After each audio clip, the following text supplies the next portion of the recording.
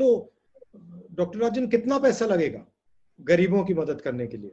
तकरीबन 65,000 करोड़। 65,000 और 65,000 करोड़ इतना ज्यादा नहीं है। हमारा जीडीपी 200 लाख करोड़ है।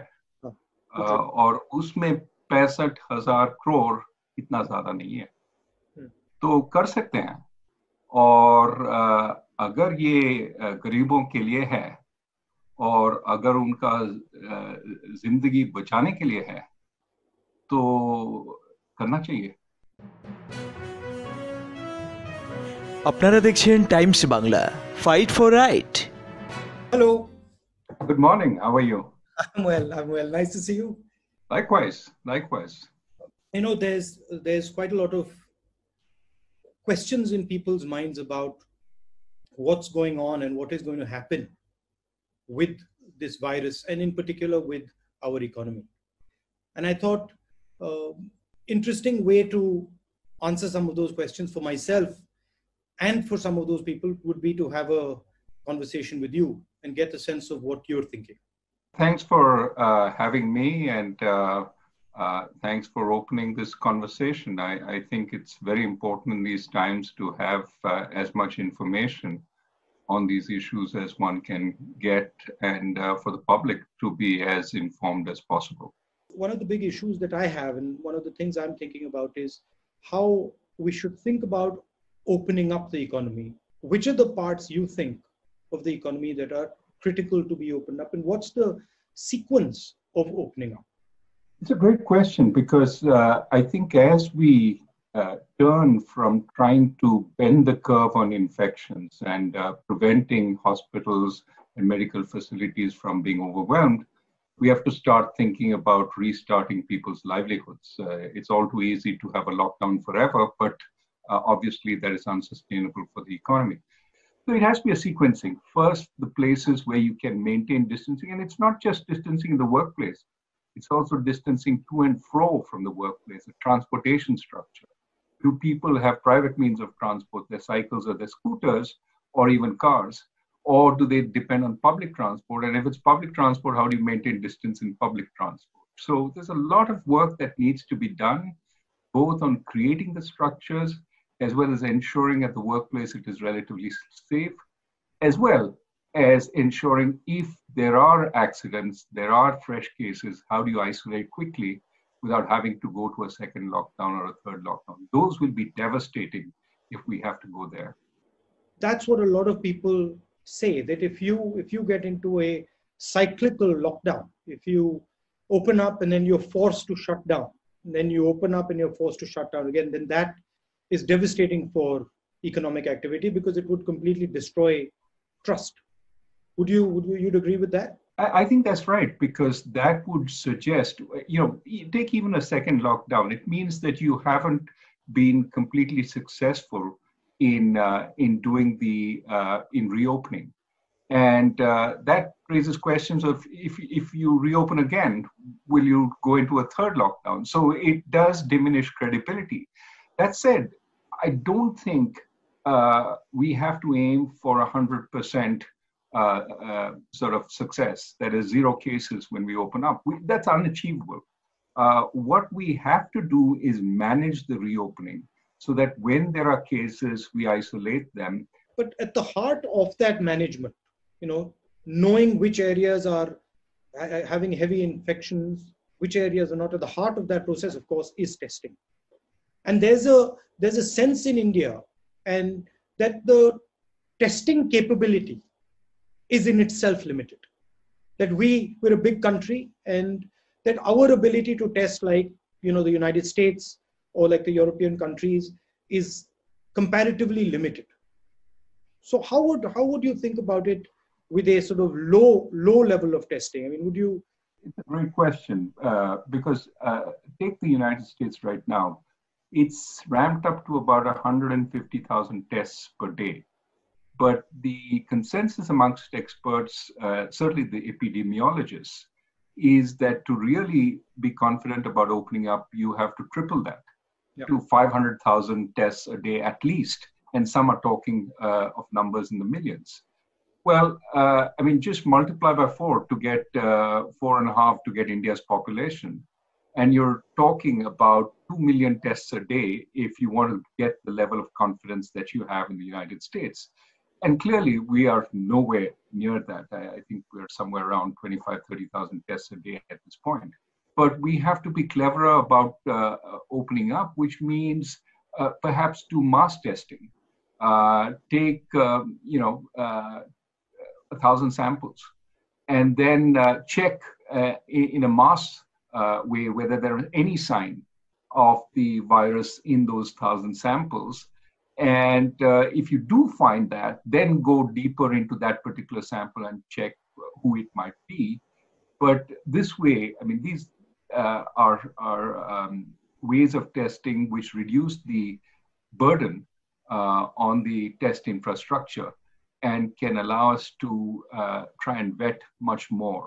It's in some sense less intensive, but it is cleverer. We have to be cleverer about the reopening because we simply can't wait till we have that kind of facility.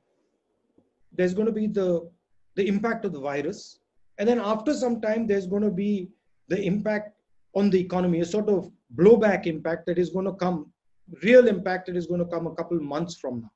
How do you sort of make the balance between fighting the virus right now and fighting the consequences of the virus 3 or 4 months down the line? I think there has to be a prioritization because our capacities and our resources are limited.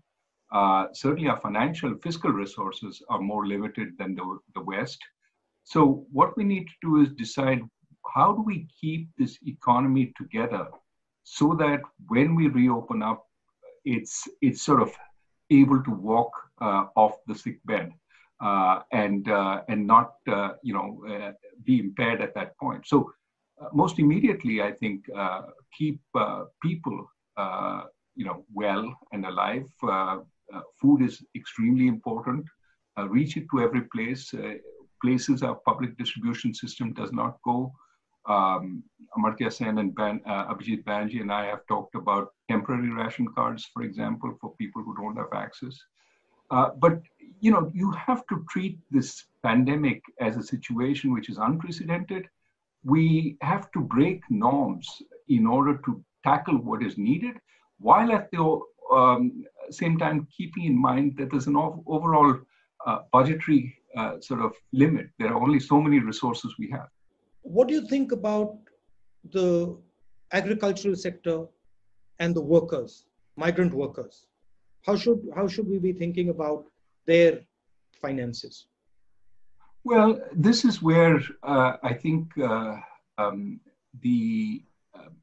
efforts we made on direct benefits transfers sort of needs to be realized at this point. All the ways we transfer to relatively poor people, we need to take a call on that. We have different ways of accessing through widows' pensions, through the Manrega roles, and we need to say, look, these are people who don't have a job right now, who don't have a livelihood. And for the next 3 or 4 months, while this uncertainty is on, we're going to support them. But in terms of the sort of priority, keeping people alive and keeping them from having to go onto the street, in protest or looking for work is probably useful at a time of lockdown. And so I think we need to find ways of getting both money as well as food through the public distribution system to as many of these people as we can. तो doctor राजन कितना पैसा लगेगा गरीबों की मदद करने के लिए? तकरीबन 65,000 करोड़ 60,000 और 65,000 करोड़ इतना ज्यादा नहीं है.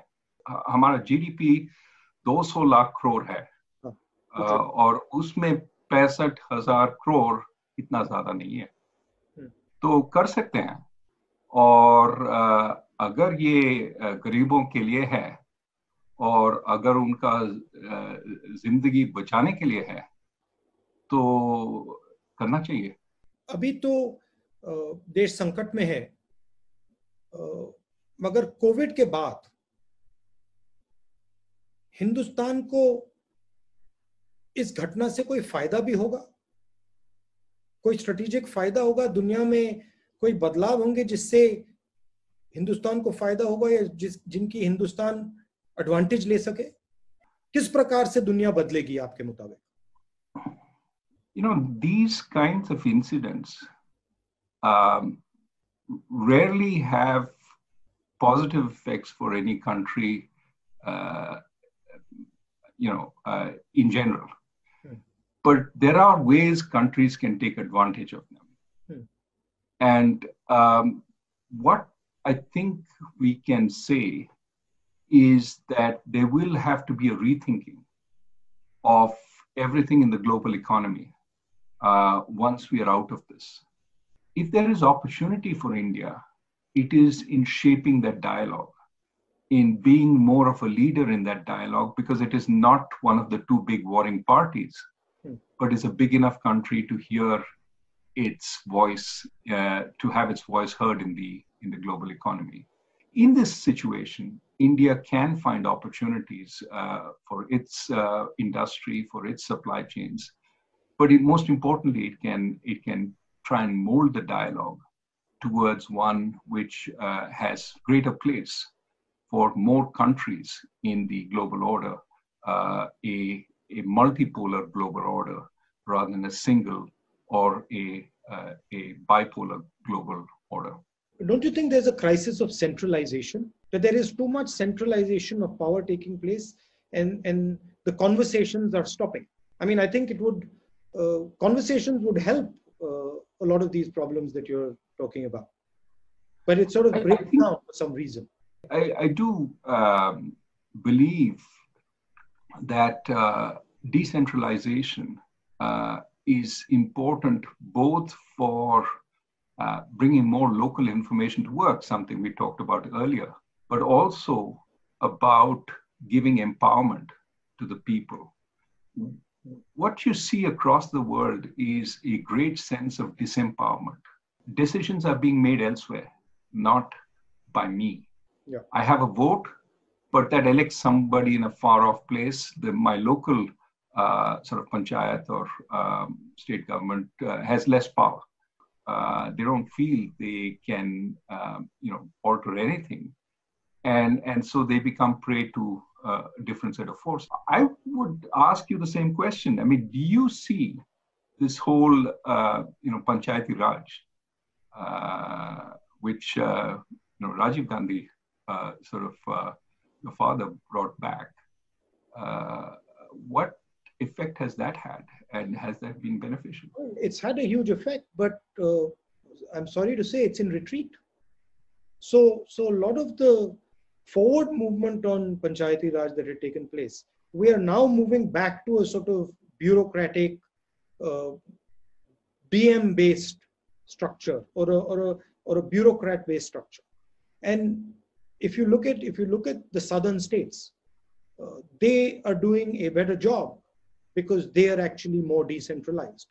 And the northern states are centralizing power, and they're taking away power from the panchayats and the sort of grassroots organization. The closer decisions are taken to people, the more ability they have to keep a check on those decisions. So I think it's an experiment worth doing. But what do you think is causing this at a global level? Why do you think we are having this sort of massive centralization and stopping a conversation? What do you think? There's a central cause, or do you think there are a number of? I do think there is a cause, and I think it is the global markets. Right? There is a sense that if markets globalize, market participants, firms, for example, want to see the same rules everywhere. They want to see the same coordinating structure everywhere. They want to see the same government everywhere, because that then gives them confidence. That attempt at uniformity takes away power from the sort of local or national governments. Of course, in addition, there is the bureaucratic temptation to centralize. If I can grab the power, why not? And so that is a constant desire to, if you're providing funding to the states, here are the rules that you must obey in order to get this funding. Not, I will give you this funding, no questions asked, because I know you've also been elected. and you will have to have a sense of what is appropriate for you. There's a new model also out, which is the authoritarian model, which is questioning the sort of liberal model, and it's a different way of doing work, and it seems to be more and more rising in more and more places. Do you think it's going to get pushed back? I don't know because the central authoritarian model, the strong figure, in a world where you're powerless, is sometimes appealing. Especially if you can develop a personal rapport with that figure, and you feel they believe in me. They care for the people. The problem with that is the authoritarian figure can develop their own sort of sense of, yes, I am the power of the people, and therefore whatever I say goes. My rules apply, not the checks and balances, not the institutions, not the decentralized structure. Everything is going to go through me. The sort of historically, what has happened is that has put too much weight on that center. And eventually that collapses. But clearly something has gone wrong with the global economic system. I mean, that's pretty clear, right? Would that be a fair statement? I think that's a fair statement, that it's not working for a lot of people. The growing inequality of incomes and wealth in developed countries is certainly a source of the concern. The precariousness of jobs, the so-called precariat, is another source of concern. You have these gig jobs without any sense of whether you will have income tomorrow. And of course, we've seen during the pandemic, many of these people don't have any support. They have lost out on both incomes as well as their safety net. Therefore, what we have today is both a problem of slowing growth. So we cannot dispense with markets. We do need growth. But we also have a problem of stuck or inadequate distribution. People aren't getting the fruits of that growth in the same ways. Many people are being left out. And so we need to think about both sides. And that's why I think rather than focus on distributing output, distribute opportunity. You know, it's interesting that you said that infrastructure connects people and that gives opportunity. But if there is division and hatred, that disconnects people. That's also infrastructure. There's an infrastructure of division and infrastructure of hatred. And that causes as big a problem. Absolutely. I think social harmony is a public good. Having everybody believe that they're part of the system and equal part of the system is essential. We cannot afford to be a house divided, especially in these times when our challenges are so big. And so I would prefer to put, our founding fathers, people who wrote our constitution, and the early sort of administrations. That's something I've been spending some time sort of relearning. And those people realized that there were some issues which you wanted to put on a shelf and not touch. Because if we got into those issues, we would spend a long time fighting each other. Also, you tend to divide and look backwards into history when you're struggling with a forward vision. So I think I like what you said about India needs a new vision. What would be the elements of that in your view? Of course, you mentioned in infrastructure, education, healthcare, but how would it be different than the last 30 years or 20 years?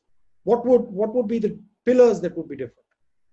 Well, I think that on the one hand, you need to create capabilities. The elements of creating capabilities is, better education, better healthcare, better infrastructure. And remember, when we talk about creating these capabilities, we have to walk the talk.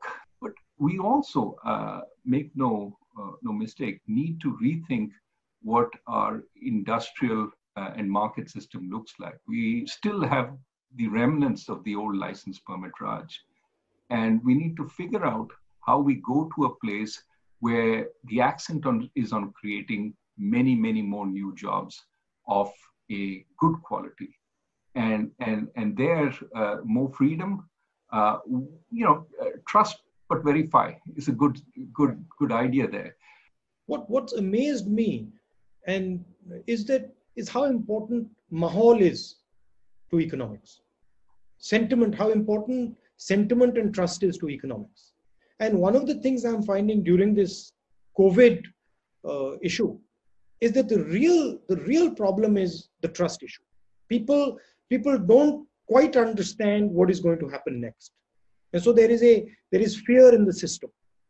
You talked about unemployment. We had a big high level of unemployment that's now going to be massive. How do we think about unemployment going forward 2-3 months from now when the impact of this thing actually hits? Well, the numbers are really worrying, right? If you look at CMI and says that virtually 100 million more people have been put out of work as a result of this COVID. 50 million through unemployment, 60 million through leaving the labor force. Now, you can dispute what the particular survey does or says, but this is the only data we have. And the numbers are just mind-boggling. I think, again, this says we need to open up in a measured way, but as fast as possible, so that people start having jobs, because we don't have the capacity to support people across the spectrum for too long. And being a poor country, a relatively poor country, people start out with significantly lower reserves. But let me throw the question back at you. We see a lot of measures in the United States as well as Europe based on the kind of realities on the ground. The government in India, of course, has a different kind of reality that they're facing. What are the big differences in your view between the governing in the West and dealing with the reality of life in India? I mean, the scale, first of all, the scale of the problem, and at its heart, the financial scale of the problem, the inequality, and the nature of the inequality. So things like caste, the way Indian society is structured is completely different than American society, as you know. And some of the ideas that hold India back are deeply embedded and often hidden. So I think there's a lot of sort of social change that is required in India. And a lot of these problems are different in different states. The politics of Tamil Nadu, the culture of Tamil Nadu, the language of Tamil Nadu, the way the Tamils think, completely different than the way UPites think. And so you have to model things around them. One blanket solution for the whole of India just will not work. It can't work. So there is, in our government, which I think is completely different than the United States, there is an element in our governance system, in our administration system of control, as opposed to, we have a district collector as opposed to a producer, right? So our idea is always one of control. And I don't think people say, oh, this is since the British. I don't think so. I think this is historic before the British. The idea, governance in India is always about trying to control. And I think that's one of the challenges that we're facing now. The COVID disease cannot be controlled. One of the things that sort of annoys me is the level of inequality. And this has been the case, in India over the last few decades. The level of inequality that you see in India, you simply cannot see in the United States. I mean, and so the type of things I always look at is how to sort of reduce this inequality, because I think once a system reaches a very high level of inequality, then it simply stops to work. You know, I like Gandhiji's line, just go to the back of the line and see what's going on at the back of the line. This is a very powerful thing for a politician. It's underrated, but I think that's where a lot of the insights come in.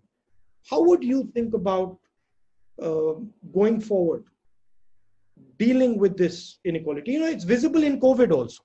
I mean, the way India is treating its poor people, the way we are treating our poor people, migrants, versus the way the elite is being treated, two completely different ideas, two completely different Indias. And so, how do you merge these two Indias into one? Well, I think that, you know, at the bottom of the pyramid, so to speak, we have some ways of making their lives a little better, but we need to think more carefully about reaching everybody there.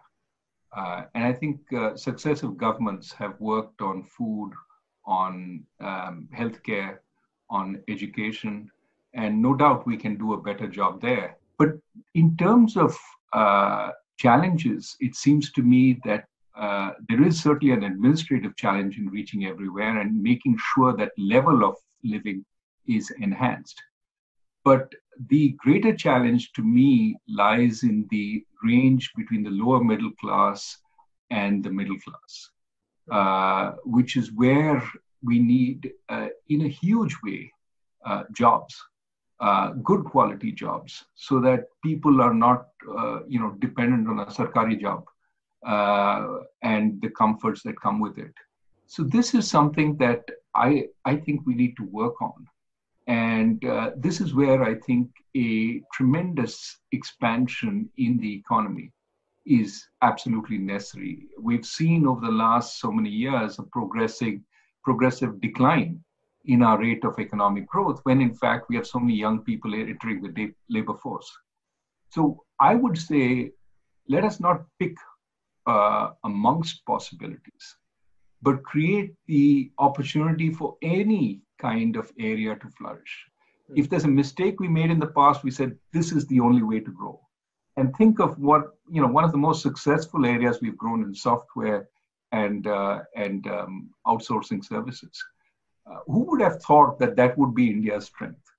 And it just emerged. And some people even argue that it emerged only because the government didn't pay attention to it. Now, I'm not in that camp, but we need to allow for any possibility and let the enterprise of our people take a step. Well, thank you, Dr. Rajan. Thank you very much. It was a pleasure talking to you. And you're safe? I'm safe. Good luck with everything. Thank you. Bye.